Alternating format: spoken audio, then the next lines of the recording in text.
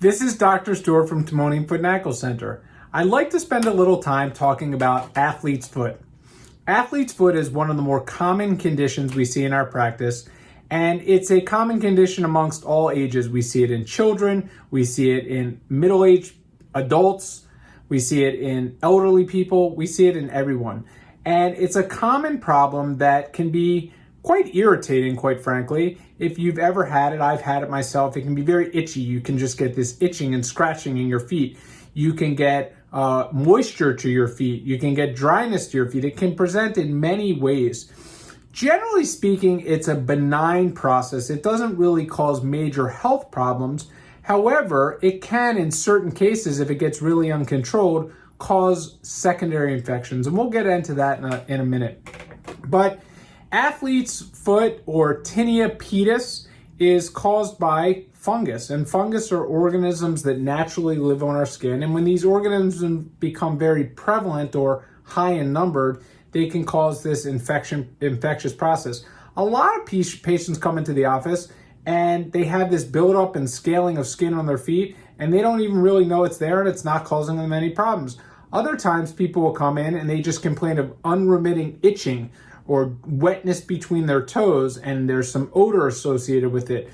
And as a matter of fact, the odor is actually generally the result of bacteria. I think that's important to point out that most foot odor comes from bacteria and not fungus. A lot of times people will come in, or mostly parents will come in and say, my child's feet stink. They must have a really bad fungal infection. Well, a lot of times it's actually not fungus that's causing it, it's a bacterial that's causing those odors. And these fungal infections can just really create a nuisance for people. And it's also something that can lead to other problems, such as fungal infections of the toenails. Fungus that lives on our skin is actually the source of fungal infections on our toenails. So if you have toenail fungus and you're trying to prevent it from getting worse, or you're treating it, or if you have skin fungus and don't have toenail fungus, the way that you would try to minimize any exposure of your toenails to the skin fungus is to treat your skin. And treatment of the skin is generally fairly easy. I'd like to show a picture of a typical presentation. And again, fungus can present in multiple ways, but a typical presentation of fungus on the skin is going to be this dry and scaling area. You can see these little patches of scales right here and scales right here. And this is what we call a moccasin distribution, because it's on the bottom of the foot, like a moccasin, like you wear a moccasin. Some people will get it in between their toes. We call that interdigital tinea pedis. Interdigital tinea pedis means athlete's foot between the toes. And that generally is more wet or moist. And what I mean by that is, if you've ever taken a bath or a shower and your hands get real pruny and moist, that's generally what that looks like. That type of infection can be a little more concerning, because when it gets in between the toes, I'm going to show my fingers here for a second. If you look in between here, this space, if this cracks in between the toes, that can really lead to secondary infections. And a secondary infection basically means that the athlete's foot infection has caused the skin to break down, and now it's allowing for entrance of bacteria. And bacteria are what get into our skin and our soft tissues and get down to our bones in severe situations, and they can cause cellulitis.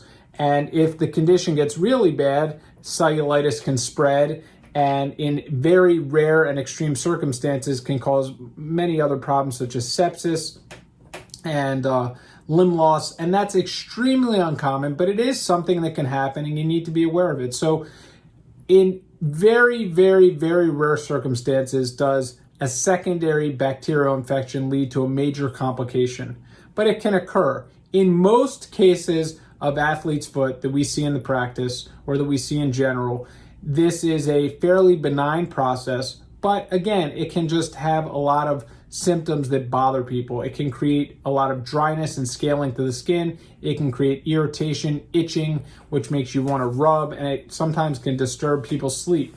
Interestingly, I think a lot of people think of athlete's foot as something that really creates moisture. And, the term athlete's foot kind of implies that it happens in athletes. And the reason we say that is because fungus like to live in dark, moist environments. Well, a common area where people get fungal infections is in their groin. Your groin is an area that is enclosed by pants or underwear, and it's a dark, moist area. Well, a shoe is the same thing. A shoe is a dark, moist, it creates a dark, moist environment. Your shoe is enclosed. You have a sock over your foot. It's dark. Your feet sweat and it's moist, and fungal infections can occur. This can create that odor, which is generally from a bacteria, and that can also promote the growth of fungus. However, fungus also like to live off of dry skin, and I actually see that much more, that it lives off dry skin than actually this moist skin. In cases where the skin is very moist, the fungal infections really are more prone probably towards causing skin breakdown. Although dry skin can crack and cause skin breakdown, the real moist, wet feet are a little bit more prone towards these secondary bacterial infections. So fungus is generally diagnosed on a clinical presentation. You look at the skin. The skin generally has this, like I said, I showed over here, this scaling appearance, this moccasin appearance in between the toes. Like I said, it will be moist.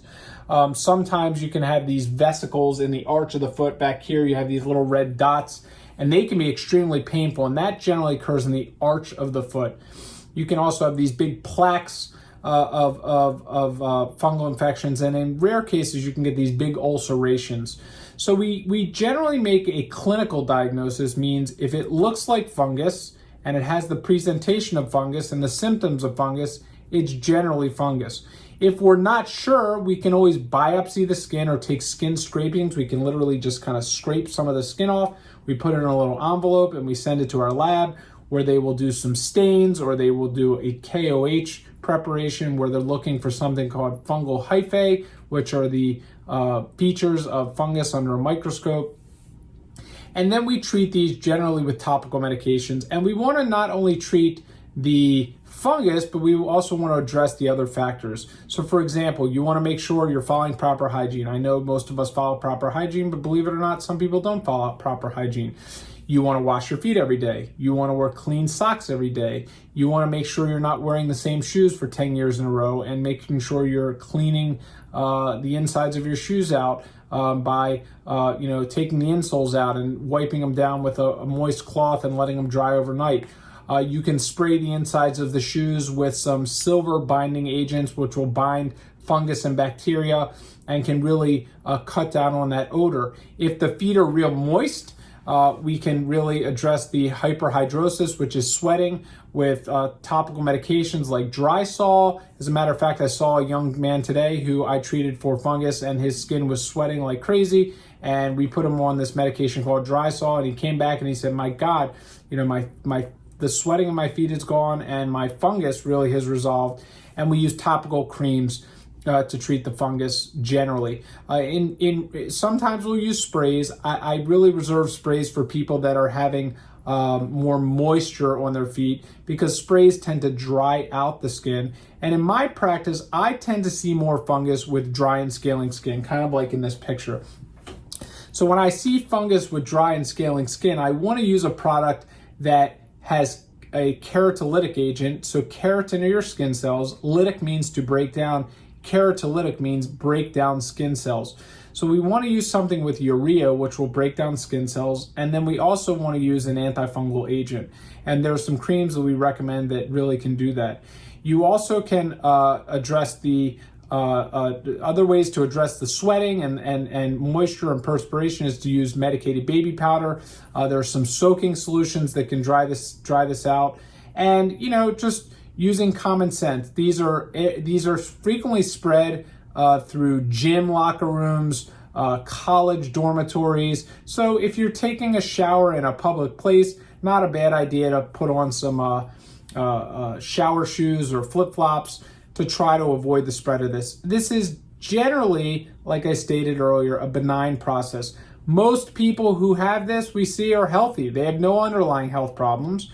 But if you do have a health problem, fungal infections are one of those types of things that can occur as well. So patients who have diabetes, patients that have certain cancers or immunocompromised or undergoing cancer therapy for that matter, patients who are on these drugs for immunocompromised conditions like Crohn's disease or rheumatoid arthritis, they're a little more prone to this. But again, you can have this if you're healthy. We see young, healthy people, kids particularly, young adults with this all the time, and it's a very treatable condition. The only downside of fungal infections when it comes to treatment is it's an ongoing treatment. You generally can't treat a fungal infection, get rid of it, and expect it to go away. Most of the time, fungal infections require ongoing treatment. There are times where people will treat a fungal infection, it'll go away, and it won't come back for a while. But more often than not, we see people that get athlete's foot and they just need to treat it ongoing with the creams on their feet. If fungal infections are really bad and are not responding to topical medications and some of the other treatments that I mentioned, in rare cases will we have to use antifungal oral medications. Those can be reserved for very severe cases, but even when those are used afterwards, you still generally want to use these antifungal medications on the skin. So if you have a fungal infection, if you'd like to learn more about athlete's foot and fungal infections that affect the foot, please feel free to request a consultation on the form on this page or give the office a call. Thanks.